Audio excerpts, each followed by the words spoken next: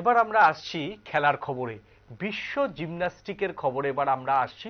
বিশ্ব জিমন্যাস্টিকের চ্যাম্পিয়নশিপের ফাইনালের দীপা ও প্রণতি, এটা অত্যন্ত আমাদের রাজ্যের একটা গর্বের বিষয়। ভোল্টিং টেবিলের বিভাগে দ্বিতীয় স্থান নিয়ে দীপা ফাইনালে উঠেছেন। ব্যক্তিগত ইভেন্টে প্রণতি নায়ক সপ্তম স্থান নিয়ে ফাইনালে। শনিবার পদক জয়ের জন্য কায়রোতে নামবে ভারতের দুই জিমন্যাস্টিক। প্রথমেই আমরা যোগাযোগ করে নেব যে বিপ্লব চন্দ্র আমাদের প্রতিনিধি, তিনি আমাদের সঙ্গে এই মুহূর্তে লাইনে জুড়ে গেছেন। বিপ্লব দা, শুনতে পাচ্ছ? হ্যাঁ, শুনতে পাচ্ছি, বলো। বিপ্লব দা, নির্বাসন এবং চোট দুটোই কিন্তু দীপা কর্মকারকে ভুগিয়েছে। সমস্ত কিছুকে দূরে সরিয়ে রেখে তিনি আন্তর্জাতিক মঞ্চে পা রেখেছে এবং আন্তর্জাতিক মঞ্চে পা রাখার পরই তিনি সফল। কি বলবে? দেখো, সেটা অসাধারণ কামব্যাক আমি বলতে পারি, কারণ দীপা দীর্ঘ 8 বছর পর জাতীয় আসরে অংশ নিয়েছে এবং জাতীয় আসরে অংশ নেবার পর দীপার কোচ বিশ্বেশ্বর নন্দীকে বারবার বলেছিল যে এটা তার শেষ জাতীয় আসর, অর্থাৎ জাতীয় আসরে সে একটা ভালো ফলাফল করবে। কিন্তু আমরা সেই প্রত্যাশা কিন্তু দীপা পূরণ করেছে এবং ভারতের মধ্যে 1 নম্বর জিমন্যাস্টে উঠে এসেছে।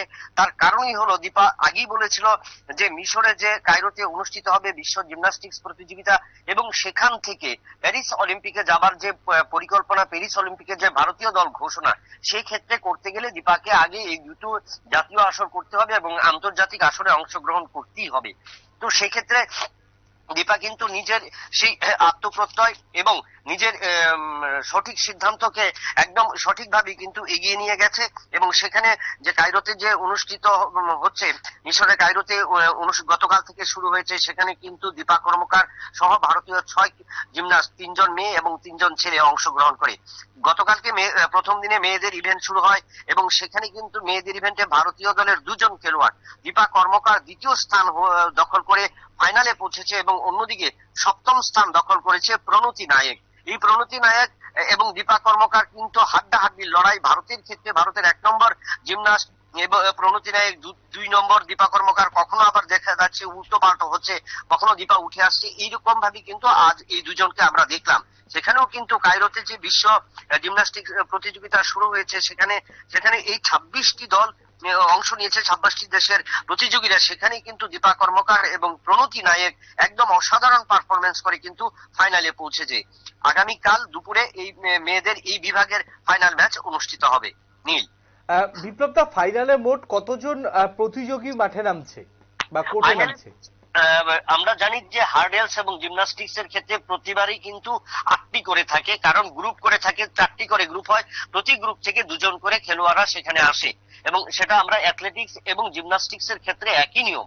সেই জায়গায় মোট 8 জন প্রতিযোগী কালকে নামবে এবং সেখানে সপ্তম স্থান দখল করে রয়েছে ভারতের প্রণতি নায়েক, যে মানে পশ্চিমবঙ্গের, এবং ত্রিপুরার ক্ষেত্রে দীপা কর্মকার, যে দ্বিতীয় স্থানে রয়েছে।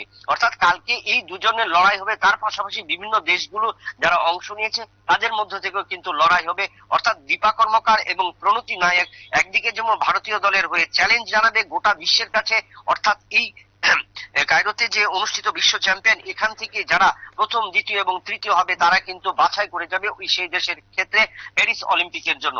এবং সেই ক্ষেত্রে দীপা এবং প্রণতি নায়েক অনেকটা অসাধারণ পারফরমেন্স করবে, যেটা কোয়ালিফাই করার জন্য করেছে সেটাই কিন্তু করবে বলে আমরা বিশ্বাস করছি।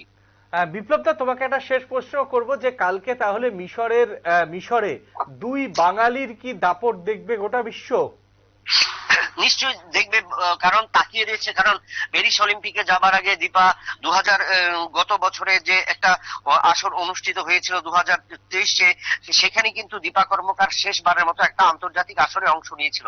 সেখানে দীপা কর্মকার কিন্তু নবম স্থান দখল করে, যার ক্ষেত্রে কিন্তু এশিয়ান গেমসের জন্য যে যোগ্যতা লড়াইয়ের ক্ষেত্রে কিন্তু দীপা সেই সুযোগটা পায়নি এবং সেই ক্ষেত্রে দীপা এবছর তার চোখ রয়েছে প্যারিস অলিম্পিকে, সম্ভবত এটাই তার জীবনের শেষ অলিম্পিক হতেও পারে। তার জন্য কিন্তু দীপা চোট সমস্যা এবং নির্বাসন এবং নানা বিতর্কের কিন্তু কেন্দ্রবিন্দু থেকে সরে গিয়ে একদম পুরো মাত্রায় কিন্তু কোচ বিশ্বেশ্বর নন্দীকে সাথে নিয়ে দীপা কিন্তু অন্যভাবে তৈরি হয়েছে।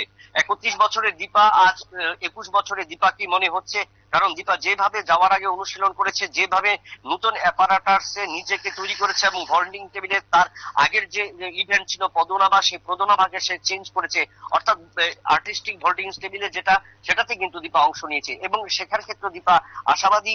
এই আসরে একদিকে দীপা কর্মকার এবং অন্যদিকে বাংলার প্রণতি নায়ক দুজনেই কিন্তু চ্যালেঞ্জ হবে গোটা বিশ্বের কাছে, অর্থাৎ বাকি 6 আন্তর্জাতিকের যে অন্য দেশের জিমন্যাস্টদের সাথে। একেবারে ধন্যবাদ বিপ্লব দা আমাদের সঙ্গে এতক্ষণ থাকার জন্য। আগামীকাল মিশরে দুই বাঙালি কন্যার দাপট দেখবে গোটা বিশ্ববাসী এবং তার মধ্যে দীপা কর্মকার আগামীকাল মাঠে নামার পর আবার বহুদিন বাদে একটি আন্তর্জাতিক পদক জিতবে, এমনটাই কিন্তু চাইছে রাজ্যবাসী। রাজ্যবাসী তার কাছে অনেক কিছুই প্রত্যাশা করেন এবং আগামীকাল দীপা কর্মকার তিনি পদক জিতে ফের রাজ্যে ফিরুক, এমনটাই চাইছে রাজ্যবাসী। এবার নিয়ে নেব ছোট্ট একটা বিজ্ঞাপনের বিরতি। বিজ্ঞাপনের বিরতির পরে ফের আমরা আসছি অন্য কোনো খবরে। ততক্ষণ চোখ রাখুন নিউজ ভ্যানগার্ডের পর্দায়।